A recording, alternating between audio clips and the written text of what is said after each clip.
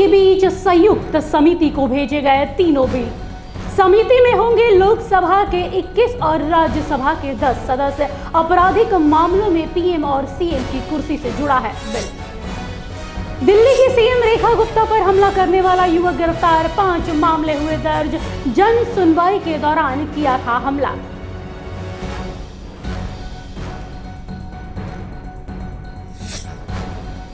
पिता के श्राद्ध कार्यक्रम पूरा करने के बाद सीएम हेमंत सोरेन पहुंचे कोल्हान।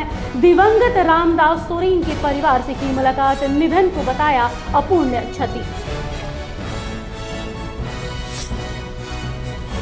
साहिबगंज में हथियार की योजना बना रहा युवक चढ़ा पुलिस के हत्थे। अवैध हथियार के साथ पुलिस ने किया गिरफ्तार, पहले भी कर चुका है दहशत फैलाने का प्रयास। खनन माफियाओं के भेंट चढ़ा आदिवासी परिवार, आदिवासी महिलाएं लड़ रही हैं अस्तित्व की लड़ाई। 300 से अधिक संथाली परिवार शामिल।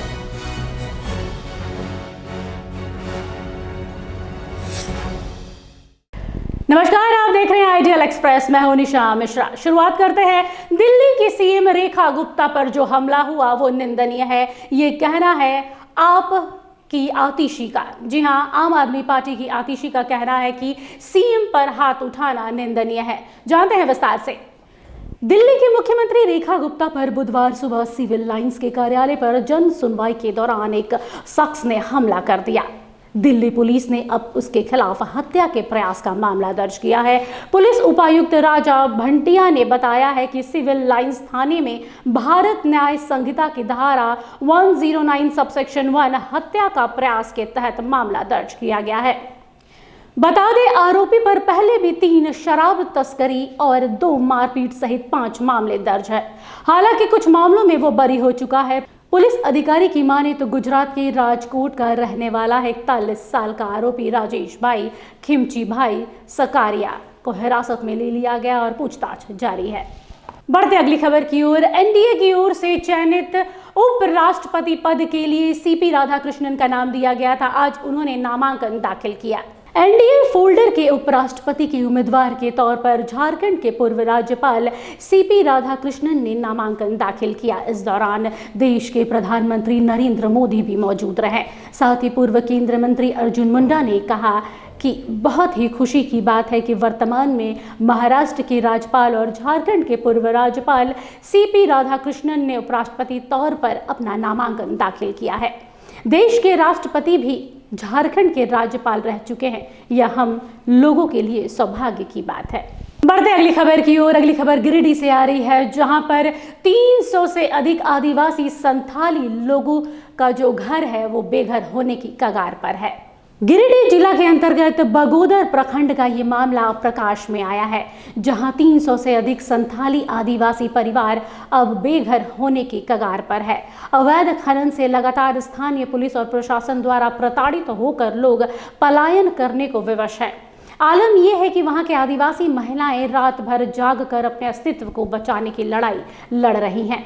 अक्सर बगोदर थाना की पुलिस महिलाओं को अर्धनग्न अवस्था में घसीटकर थाने ले जाती है और रात के 2 बजे तक उन्हें थाने में रखा जाता है, फिर जाकर उन्हें छोड़ा जाता है। यही कारण है कि स्थानीय प्रशासन को लेकर वहां के लोगों में काफी खासी नाराजगी देखी जा रही है, क्योंकि उनका रवैया उनके साथ बेहद खराब हो चुका है। यही कारण है कि आज फोरम फॉर फास्ट जस्टिस द्वारा प्रेस कॉन्फ्रेंस करके इस मामले को उजागर किया गया। फोरम का कहना है कि तमाम जगह पर आवेदन थोपने के बाद भी इस पर संज्ञान नहीं लिया जा रहा है और आदिवासी बेघर होते नजर आ रहे हैं।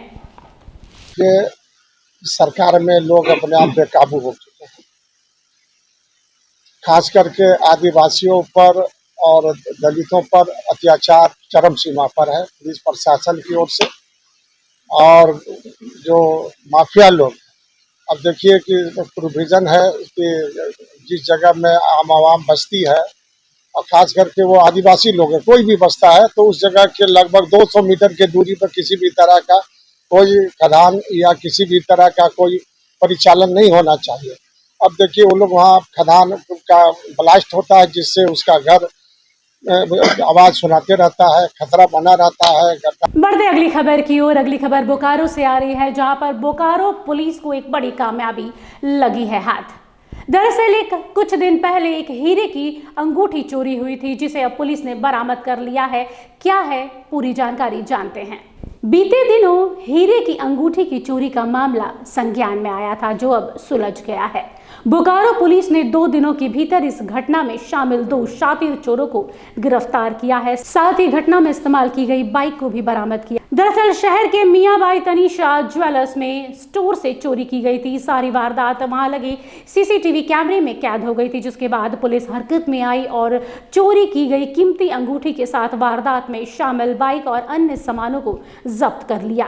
वक्त हो चला एक छोटे से ब्रेक का, मिलते हैं ब्रेक के बाद।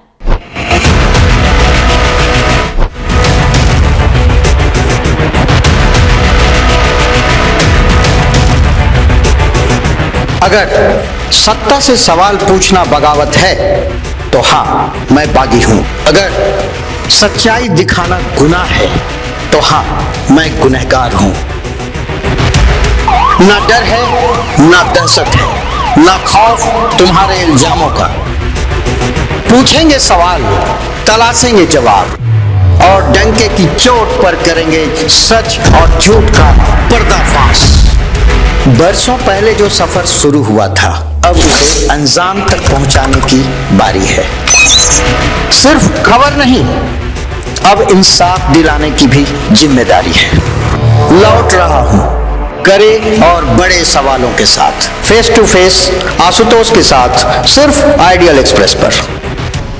बदलते समय के बीच खबरों की दुनिया में आइडियल एक्सप्रेस की एंट्री। खबरों से बनाएंगे अपनी पहचान और रखेंगे निष्पक्ष पत्रकारिता की मिसाल। शानदार टीम, धारदार रिपोर्टिंग, लाइव कवरेज और सटीक विश्लेषण।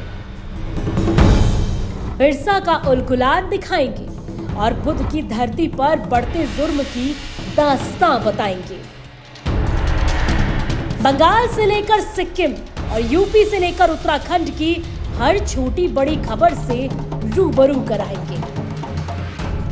विकास के नाम पर हो रही धांधली बताएंगे और गांव ज्वार से निकलने वाली उम्मीद की किरण दिखाएंगे। सिर्फ पत्रकार नहीं, परिवार की तरह आपका साथ निभाएंगे। हम आइडियल एक्सप्रेस हैं, सच की तह तक जाएंगे।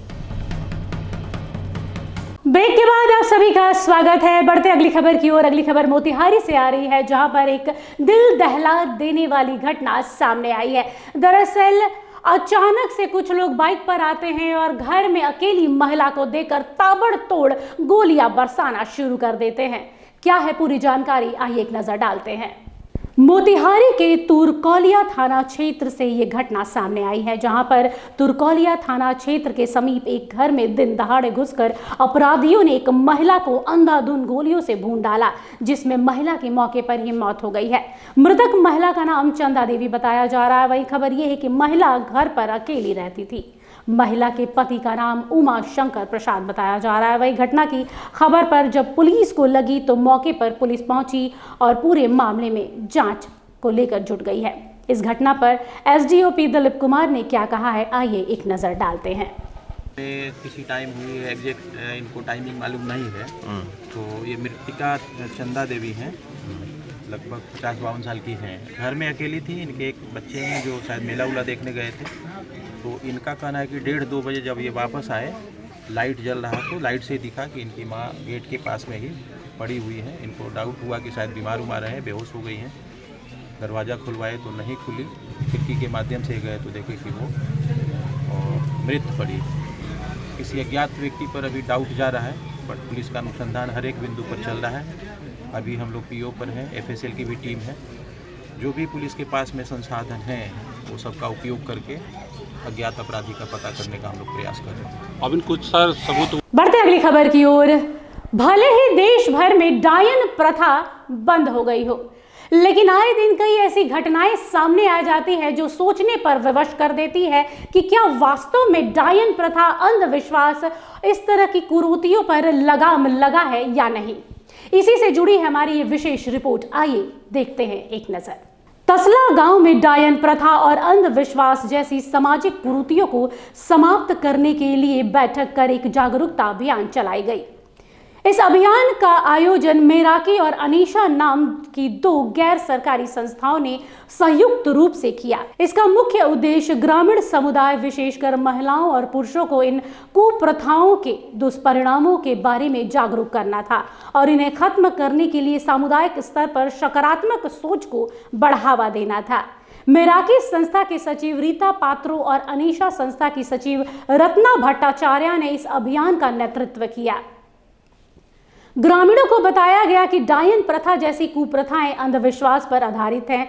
इसके कारण अक्सर निर्दोष महिलाएं इसकी बलि चढ़ जाती हैं और खास तौर पर प्रताड़ित भी की जाती हैं। इस अभियान का उद्देश्य न केवल तलसा गांव बल्कि आसपास के क्षेत्रों में भी जागरूकता फैलाना था।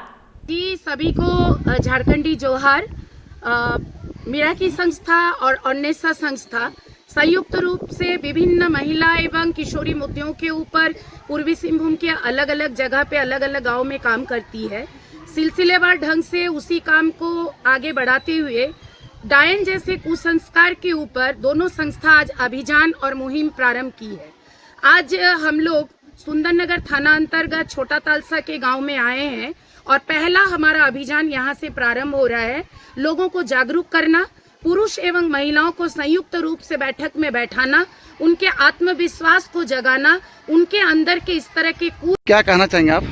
आज के राडोंगरी पंचायत के छोटा तलसा गांव में अन्वेषा संस्था और मेराकी के साथ मिल के पंचायत